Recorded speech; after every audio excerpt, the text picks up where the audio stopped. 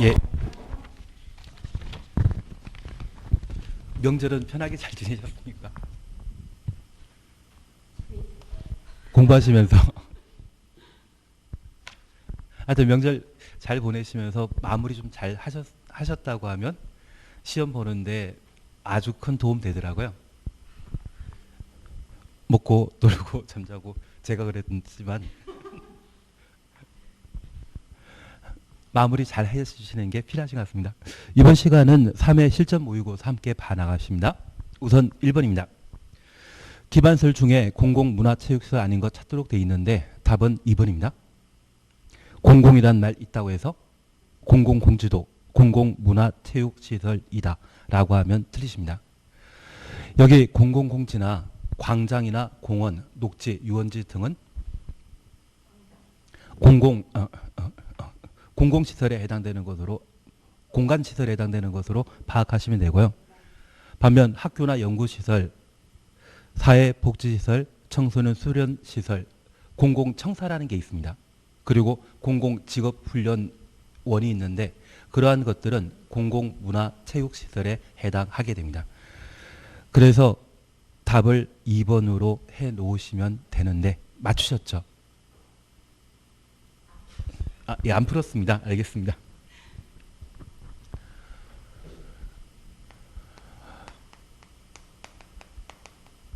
잠깐 우리가 이해해 주실 것이 있는데 기반시설과 관련되어 인프라를 국토계획법에서는 기반시설이라 표현하게 됩니다. 다만 이 기반시설과 관련되어 국토계획법에서는 기반시설은 무엇이다. 용어 정의에 관한 사안이 따로 없습니다.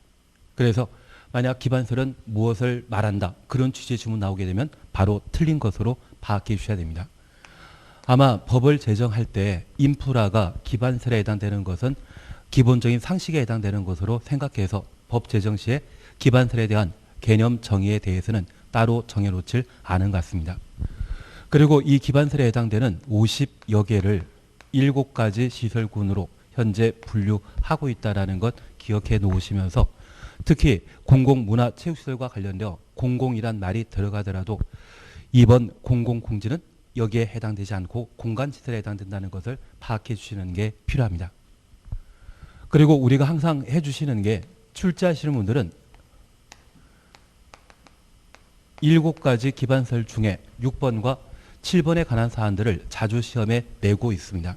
보건위생시설에 해당되는 것과 환경기초시설에 해당되는 것을 각각 구분해 놓으시면서 도축작이나 종합의료시설, 장례시설, 장사시설 등이 있다고 하면 보건위생시설에 해당된다는 것 구분해 놓으시고 환경기초시설과 관련되어서는 하수폐폐제비란 말로 6가지 환경기초시설에 관한 종류를 각각 구분하시는 게 필요합니다.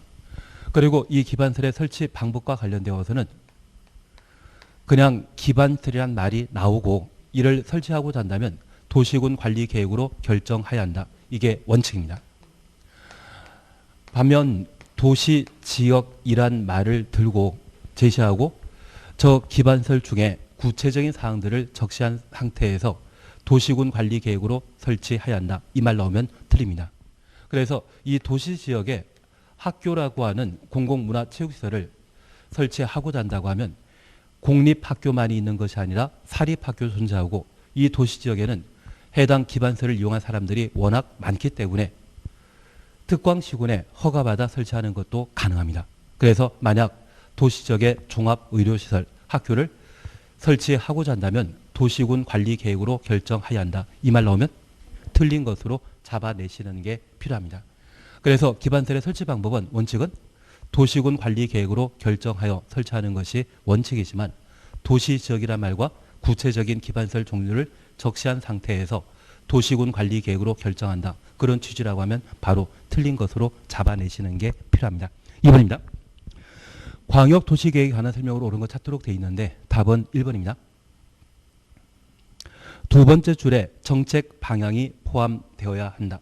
여기 정책 방향이란 말은 장기 발전 방향을 제시하는 취지의 지문이 되게 됩니다. 그래서 광역도시계획과 도시군 기본계획으로 다룰 수 있는, 수립할 수 있는 내용이 있다고 하면 모두 정책 방향에 관한 사안들을 다루게 됩니다. 특별히 광역도시계획에 있어서는 광역계획권이나 또는 광역시설의 설치 등에 관한 사항들을 정책 방향에 관한 내용들을 각각 담고 있는 것이 특징인데 광역도시계획은 광역계획권을 대상으로 수립하는 것이죠. 그래서 광역계획권의 경관 등에 관한 사항들을 각각 다루는 것을 광역도시계획 내용으로 삼고 있고 광역시설의 설치 등에 관한 사항도 그 내용으로 포함시키고 있습니다. 이번 보게 되면 도지사가 광역계획권 지정하려면 관계 중앙행정기관장의 의견 들은 후 지방의회 동의 얻어야 된다. 이런 거 없습니다. 대신 도지사가 광역계획권 지정하고자 한다면 관계 중앙행정기관장, 시도지사, 시장 군수의 의견 들은 후 지방도시계획위원회 심의 거쳐 광역계획권을 지정할 수 있습니다. 얘는 지역적인 지문에 해당되기 때문에 크게 신경 쓸 필요는 없겠지만 국토교통부 장관이 광역계획권 지정하고자 한다면 시도지사와 시장 군수의 의견 청취 이후 중앙도시계획위원회 심의 거쳐 광역계획권을 지정하고 이 광역계획권은 장기 발전 방향을 제시하는 광역도시계획을 수립하는 공간으로서 일반 국민에 대한 구속력 따로 없습니다. 그래서 지정하고 따로 공고하거나 고시하지 않고 지정하면 광역도시계획을 수립하는 시도지사에게 국토교통부 장관은 광역계획권 지정 사실을 통보하도록 되어 있습니다. 따로 공고, 고시에 관한 절차는 밟지 않는다는 것만 구분해 놓습니다. 반면 도지사가 광역계획권 지정하고자 한다면 중앙행정기관장과 시도지사, 시장군수의 의견 들은 이후 지방도시계획위원회 심의 거쳐 광역계획권을 지정하고 시장군수에게 그 사실 통보하게 됩니다. 얘는 크게 신경 쓰지 않더라도 얘만큼은 한번 구분해 놓으시는 게 필요하십니다.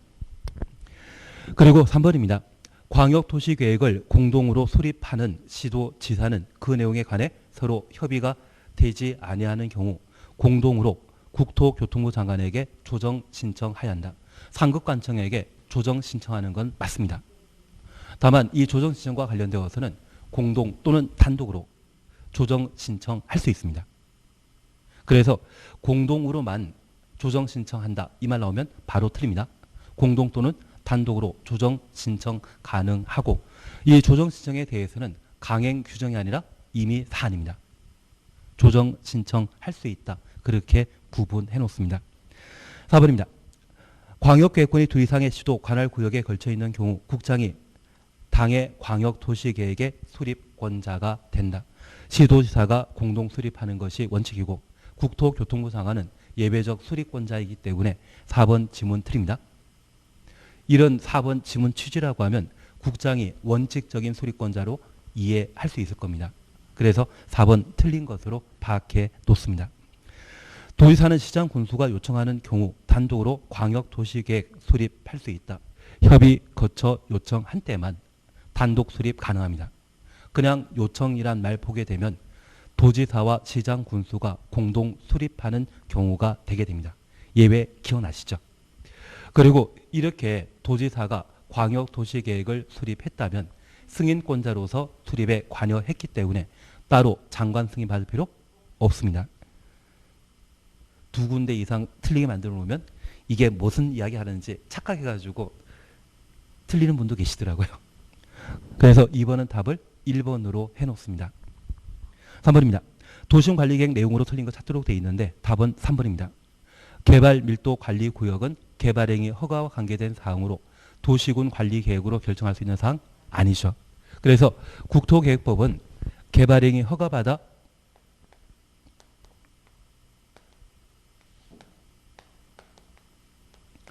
집행하는 것과 도시군 관리 계획으로 집행하는 두 가지 사안이 있습니다.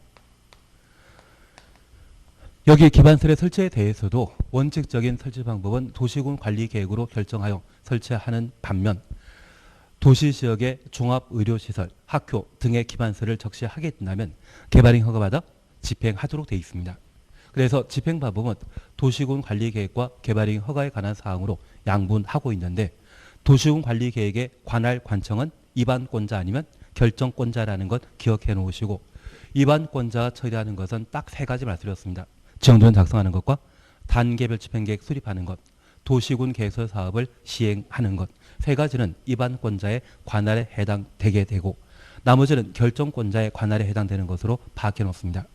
그 밖에 개발행위 허가와 관련된 관할 관청은 허가권자라는 것 기억해 놓으시고 이 개발행위 허가와 관계된 사항으로 기반설 부담 구역이나 기반설 설치계획, 개발밀도 관리구역, 성장관리 방안 이 네 가지는 개발행위 허가와 관계된 사항으로 도시군 관리계획으로 결정하는 사항 아니죠.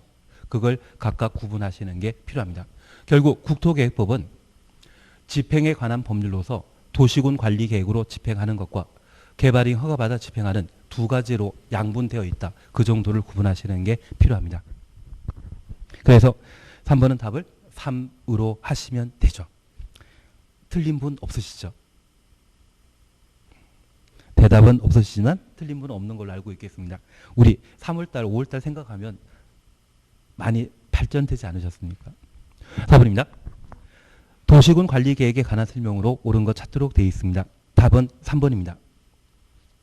입안 제안하면 그 제안자에게 처리 결과를 따로 통지하도록 되어 있습니다. 그래서 답은 3번입니다. 1번은 도시군 관리계획 효력 발생은 지형도면 고시한 날 효력 발생하는 것이지 다음 날이라는 사족 붙으면 안 됩니다. 그리고 2번 시도지사는 국토교통부 장관이 입안하여 결정한 도시군 관리계획을 변경하려면 상급관청인 국장이 입안해서 결정한 사항을 시도지사가 하급관청이 변경하고자 한다면 국토교통부 장관과 협의해야 됩니다. 그냥 재미로 우리 이해해 주시는데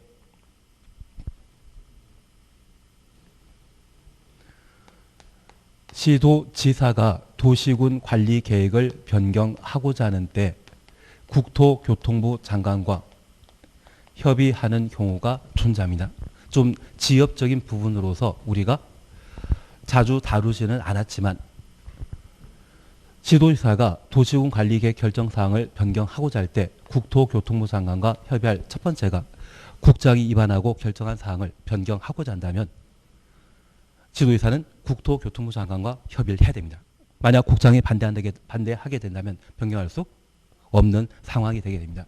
그리고 두 번째 우리 봐주실 것은 개발 제한 구역을 지정하는 자는 국토교통부 장관인데 그 개발 제한 구역을 해제한 후 그 개발 제한 구역에 아파트를 만들 것인지 또는 공장 등을 만들 것인지 최초로 도시군 관리계획으로 해제되는 개발 제한 구역에 대한 도시군 관리계획을 결정하는 경우가 있습니다. 이러한 경우에는 시도지사는 국토교통부 장관과 협의해야 됩니다.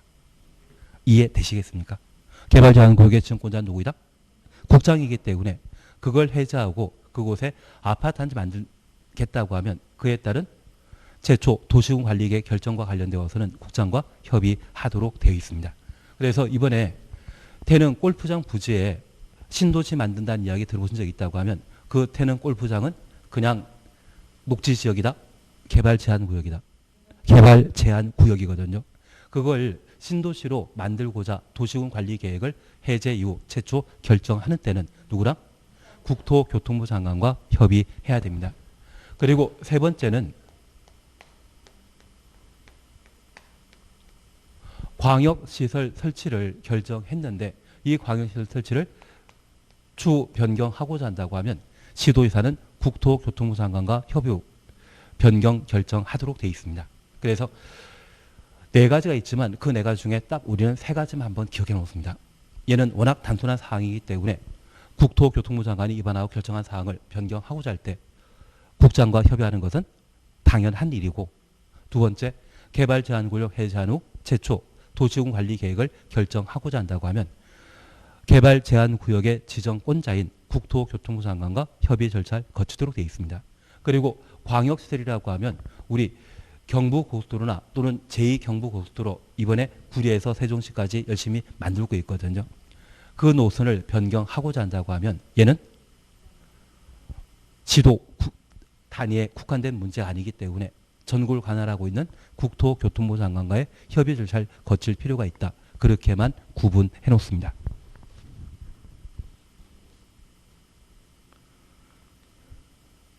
그리고 4번 기준 나오면 조례로 정한다? 국장이죠. 기준이면 항상 국장이. 그리고 5번입니다.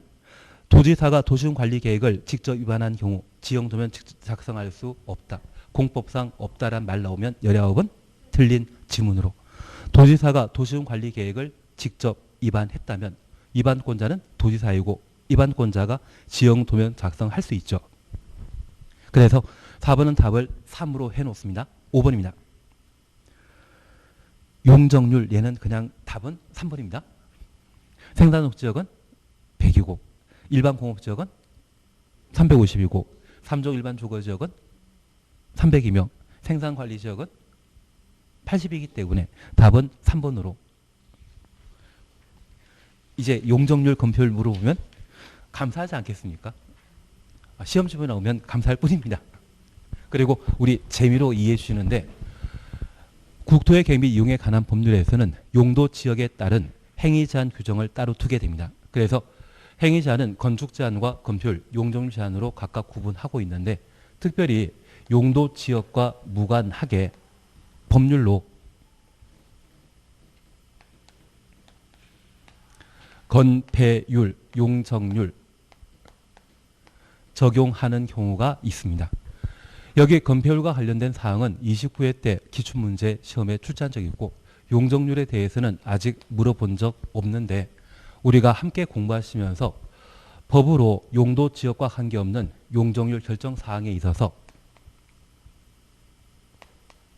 비도시 지역에 농공단지가 만들어지게 되면 적용되는 용적률은 150%이고 비도시 지역에 개발진흥지구가 지정고시되게 되면 법정 용적률은 100%이며 자연공원의 경우에는 100, 자연공원의 경우는 100, 그리고 수산자원보호구역의 경우는 그 용적률을 80%로 정해 놓게 됩니다.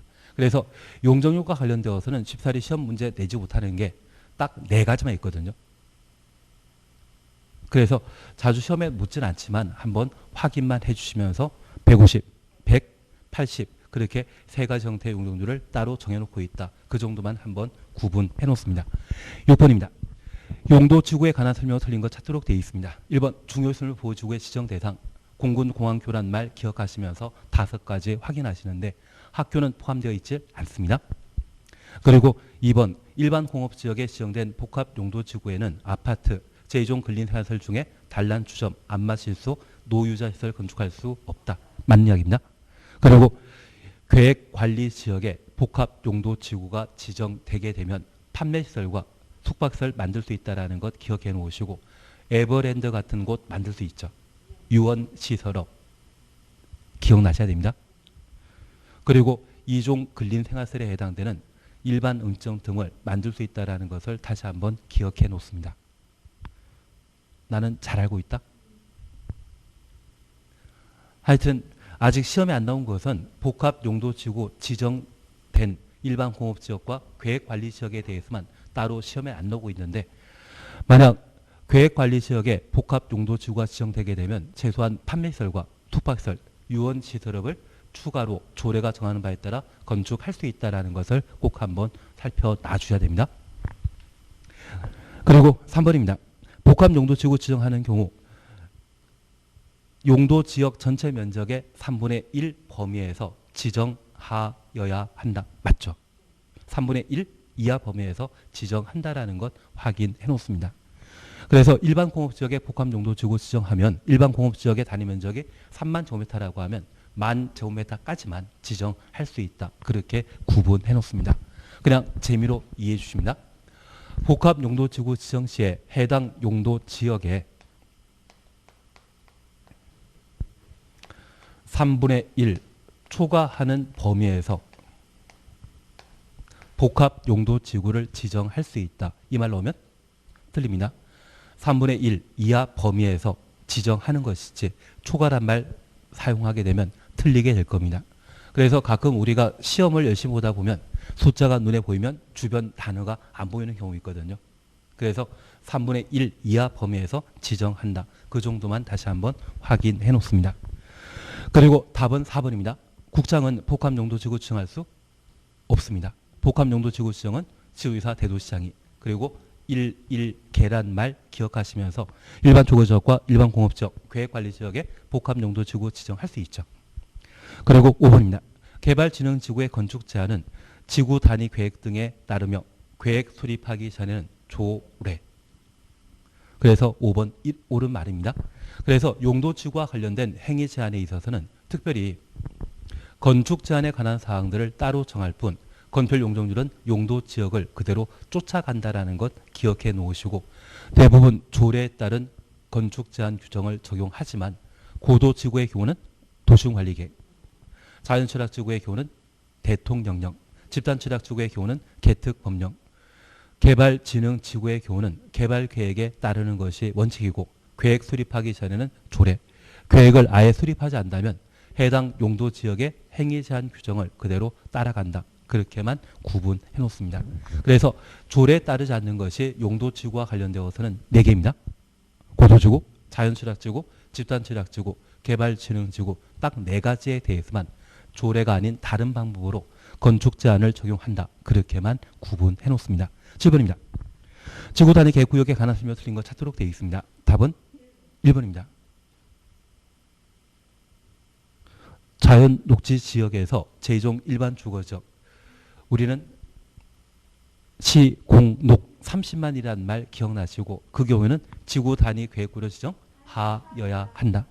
앞에 녹지지역 앞에 자연, 주거지역 앞에 일반, 2종 일반 이런 말 있더라도 나는 시공녹 30만이라는 말을 충분히 기억하기 때문에 지구 단위 계획구역 지정하여야 합니다.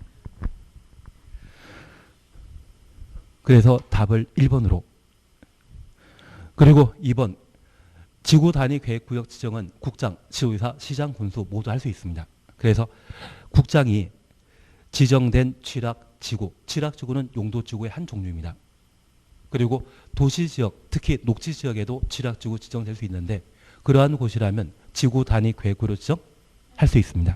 그리고 3번 도시지역의 지역을 지구 단위 계획구역 지정하고자 한다면 계획관리지역과 개발진흥지구에 해당한 때 지정할 수 있는데 특별히 우리가 기억하실 것은 이 개발진흥지구를 지구 단위 계획구역으로 지정하고자 할 때 아파트와 연립주택 건설을 계획하는 경우라면 어디에만? 계획관리지역에만 지구 단위 계획구역을 지정할 수 있고 이 아파트 주택 건설하고자 하는 개발진흥지구는 우리 주산관이란 말 기억나시죠? 주거개발진흥지구이겠습니까? 산업요통개발진흥지구이겠습니까? 관광 휴양개발진흥지구이겠습니까? 주거개발진흥지구이고 얘는 어디에만? 계획관리지역에만 지정할 수 있습니다. 그래서 아파트 주택 건설할 수 있는 비도시지역은 계획관리지역이라는 거 기억하시고 저 아파트 주택 건설하기 위한 개발진흥지구는 주거개발진흥지구. 주거개발진흥지구 지정할 수 있는 용도지역은 어디만? 계획관리지역이라는 것 확인해 놓습니다. 원래 계획관리지역에는 아파트 건축할 수 없지만 개발진흥지구가 지정되면 건축제한 규정을 완화할 수 있거든요. 완화 결과 계획관리지역에 지정된 주거개발진흥지구에는 아파트 주택 건설할 수 있다. 그렇게 구분해 놓습니다. 우리 동네 계획관리지역 참 많죠. 서울에는 없습니다. 서울에는 죄다 다 도시지역에 해당되기 때문에 관농자 자체가 서울시에는 찾아볼 수 없고요. 그리고 경기도 일대, 수도권 일대 계획관리지역도 다 개발사업 해버렸기 때문에 남아있는 건 없거든요. 그래서 나중에 우리 동네 계획관리지역이 부동산 중개 매물 나오게 된다면 잘 가공할, 요리할 방법을 강구하시는 게 필요하십니다. 한번 잘해놓으면 차가 바뀔 텐데요. 나는 별로 그런 거 관심 없다. 예, 하여튼 3번과 관련되어서는 그렇게 기억하시면서 아파트 연립대 건설할 수 있는 비도시지역은 어디다? 계획관리지역. 계획관리지역. 그 계획관리지역을 주거개발진흥지구로 지정하게 되면 지구 단위 계획구역 지정하여 아파트 개발 사업 가능하다. 그렇게만 구분해 놓습니다. 그리고 4번은 행위제한에 관한 사항으로 비도시지역에는 건폐율과 용적률 150, 200% 완화시켜야 됩니다. 도시 지역의 경우는 주차장 100, 높이 제한은 120, 건폐율 150, 용적률 200%라는 것 확인해 놓습니다. 그리고 5번은 정택 10년입니다. 다만 우리가 함께 봐주실 것이 관계법률이란 말 나오죠. 관계법률에 따른 이용과 건축에 관한 계획이 수립되어 있지 않은 지역. 만약 관계법률에 따른 건축에 관한 계획이 수립된 곳이라고 하면 지구 단위 계획구역 지정 대상 아닙니다. 국토계획법과 관계법률을 비교하게 되면 관계법률은 특별법의 성격 가지기 때문에 국토계획법보다 우선 적용하게 됩니다. 그래서 관계법률에 따른 건축 또는 토지 이용에 관한 계획이 수립되지 아니한 경우에만 국토계획법상 지구 단위 계획구를 지정하여야 한다. 취지 이해지겠습니까? 만약 시험에 수립되어 있는데도 지구 단위 계획구를 지정한다. 그런 취지라면 바로 틀린 것으로 잡아내야 됩니다. 그래서 1번과 5번과 관련된 지문에 있어서는 정택 10년이라는 말과 시공록 30만이라는 말로 필수적 지구 단위 계획구역 지정 대상을 각각 가늠하시는 게 필요합니다. 8번입니다. 답은 4번입니다. 입지 규제 최소 구역 지정 대상은 지역 거점 역할을 수행하는 철도 역사, 그리고 니언 3개 이상의 노선이 교차하는 대중교통 결절지로부터 반경 1km 이내이죠. 그래서 니언 틀립니다. 그리고 디귿 노후 불량 건축물과 관련되어서는 주거지역과 공업지역이 입지규제 해소구역 지정 대상이라는 것 확인해 놓으시고, 개발계획인 입지규제 해소구역 계획은 지구 단위 계획과 동일한 사안입니다. 그래서 이 입지규제 해소구역 계획은 지구 단위 계획의 10배 규모라고만 기억해 놓으시면 지구 단위 계획이나 입지규제 해소구역 계획이나 그 성격은 같다. 그래서 건폐율, 용적률, 높이, 심지어는 건축 제한이나 기반설 설치에, 기반설 배치 규모에 관한 사항도 모두 그 내용이 되게 됩니다.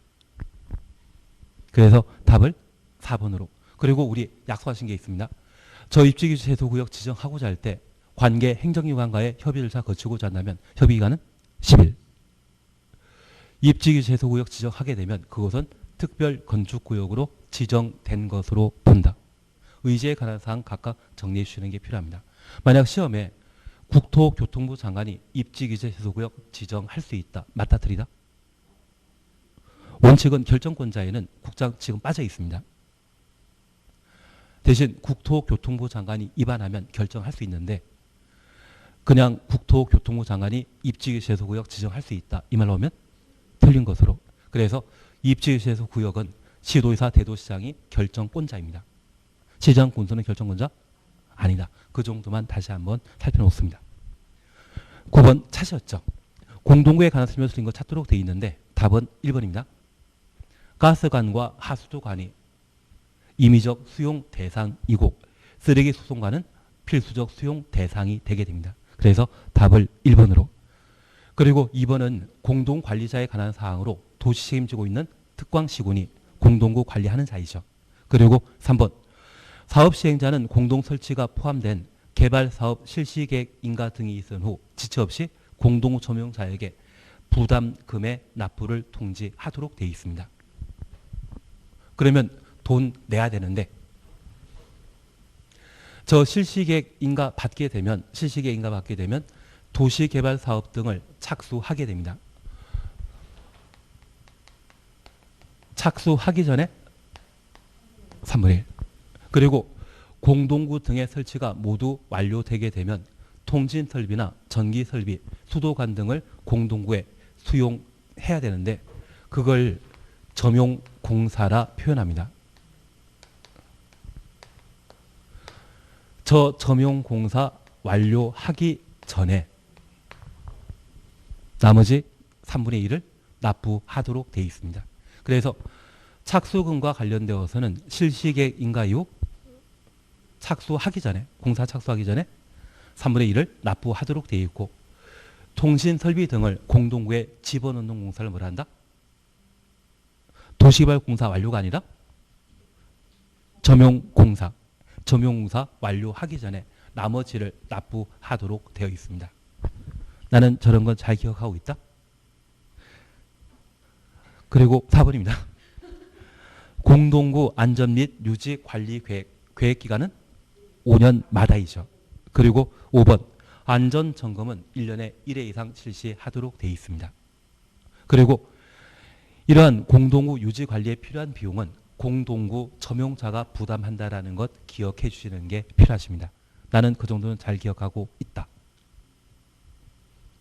기억한다. 예, 그리고 마지막으로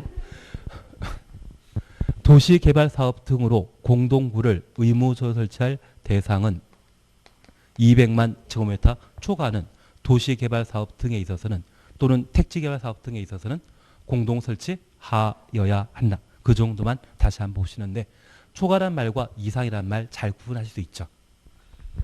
10번입니다. 도시군 계획설 부지 매수 청구에 관한 설명이 틀린 것 찾도록 되어 있습니다. 답은 2번입니다. 3층 이하의 협의의 단독택과 3층 이하의 1종, 2종 근린 생활세를 건축할 수 있습니다. 다세택은 공동택에 해당되는 것으로서 건축할 수 있는 대상이 아닙니다. 그래서 답을 2번으로 해놓습니다. 1번 도시군 계획설 부지와 관련된 매수 청구 대상은 지목 대인 토지일 때 가능하고 잡종 지위는 포함되지 않는다. 맞죠? 그리고 3번 크게 문제 없으시고 4번 현금 지급하는 것이 원칙이지만 지방자탄체가 매수 의무자인 때 채권 발행할 수 있다는 것 확인해 놓으시고 이 도시군 계획설 채권 발행하고자 한다면 토지 소유자 원하거나 비업무용 등의 토지로서 매수 대금이 3천 초과할 때 초과하는 금액에 대해서는 채권 발행 가능했습니다. 채권의 상환 기간은 몇 년이다? 10년. 이율은? 이자율은 법에 없다. 이자율은 법에 없다. 그리고 이 채권 발행하고자 한다면 누구의 승인받아야 된다? 없다. 이제 4개 채권과 관련된 비교는 다 되신 것 같은데요. 예, 10번 그래서 답을 2번으로 해놓습니다. 11번입니다. 개발인 허가 등에 관한 설명으로 옳은 것 찾도록 되어 있습니다. 답은 2번입니다. 우선 응급조치와 관련되어서는 개발인 허가할 필요 없죠. 행위 당시에는 허가든 신고든 할 필요 없는데 1개월 이내 사후 신고를 하도록 되어 있습니다. 그래서 1번 틀린 지문입니다. 그리고 2번과 관련되어서는 의견 청취에 관한 사항으로 우리 개발인 허가와 관련된 절차의 의견 청취에 주민 의견 청취 없습니다. 그래서 개발인 허가 받고자 하는 자가 동네 사람들 민원 해결해야 되죠. 그리고 두 번째 이해하실 것은 조건부 허가 신청 시에는 신청한 자의 의견 듣도록 되어 있고 도시군 계획사업과 관련되어서는 시행자 의견 청취해야 되며 공공시설 귀속과 관련되어서는 관리청의 의견 들어야 된다. 그래서 개발의 허가 관련된 의견 청취는 딱 3가지 있다는 것만 다시 한번 확인해 놓습니다. 그리고 3번입니다. 성장관리 방안 수립 찾았습니다. 성장관리 방안은 필수적 수립 대상이다. 임의적 수립 대상이다. 임의적 수립 대상입니다. 그래서 계획적 개발을 유도할 필요가 있는 지역을 대상으로 성장관리 방안을 수립할 수 있는데 그 성장관리 방안의 수립 대상은 녹관 농장, 유보용도와 보존 용도인 때 성장관리 방안 수립할 수 있다는 것 기억해 놓으시고 이 성장관리 방안의 필수사항에는 4가지입니다. 지구단위 계획의 필수적 내용은 5가지인데 성장관리 방안에는 4가지가 필수사항입니다. 높이는 임의사항입니다. 건축선 성장관리 방안 내용 아니죠. 그래서 우리가 배형색건이라는 말 기억하시는데 성장관리 방안과 관련되어서는 배형색, 높이는 임의사항이지 필수사항 아닙니다. 지구단위 계획에는 필수사항이지만 성장관리 방안에는 높이는 임의사항이라는 것 기억해 주시는 게 필요합니다.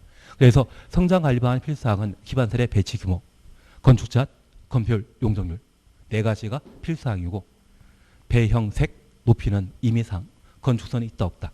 없다. 그 정도만 구분해 놓습니다. 4번입니다. 이행보증금 예치 대상과 관련되어 공공은 이행보증금 예치할 필요 없죠. 그래서 지방자탄체 이행보증금 예치한다. 바로 틀린 지문입니다. 그리고 기반설 부담구역은 개발행위 허가 제한 지역으로 지정할 수 있는데 최대 제한 기간은 5년. 최초 지정 시에 3년, 1에 2년 범위 내 기간 연장할 수 있는데 나는 기지개라는 말 기억난다? 기반설 구당구역과 지구 단위 계획구역의 경우에는 최대 5년간 개발이 허가 제한 지역으로 지정할 수 있다는 것 기억해 놓습니다. 만약 기반설 부담구역을 개발행위 허가 제한 지역으로 지정할 때 그 제한 기간을 3년으로 정해 놨는데 3년 되기 전에 3년 도래하기 전에 지정 사유가 없어진 경우에는 지체 없이 해제해야 한다. 3년간은 개발행 허가 제한 대상이다. 지체 없이 해제하여야 한다. 그래서 공법과 관련된 각종 규제에 대해서는 필요 최소한 원칙이라는 게 있습니다.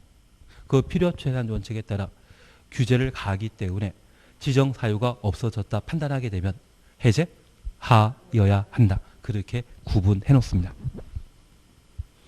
너무나 잘하시죠? 일단 시어타십니다. 시어타십니다.